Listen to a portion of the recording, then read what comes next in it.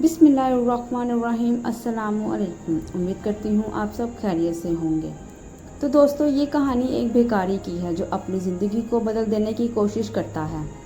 एक दिन वो एक अमीर आदमी से मिलता है जो उसे एक गोल्डन चांस देता है। भिखारी ने उस चांस को पकड़ा और काम करने का आगाज़ किया। वो मेहनती और इस्तक़लाली तरीके से काम करता है। वो अपनी मेहनत का फल हासिल करता है।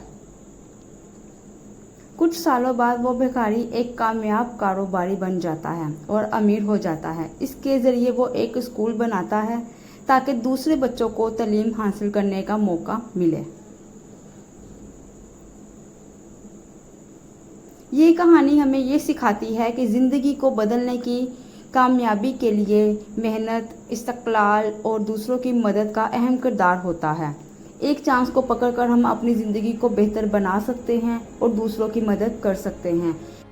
समटाइम्स हम ऐसे मौके और ऐसे चांस को छोड़कर अपनी पूरी कामयाबी जो होती है वो हम अपने हाथों से गंवा बैठते हैं।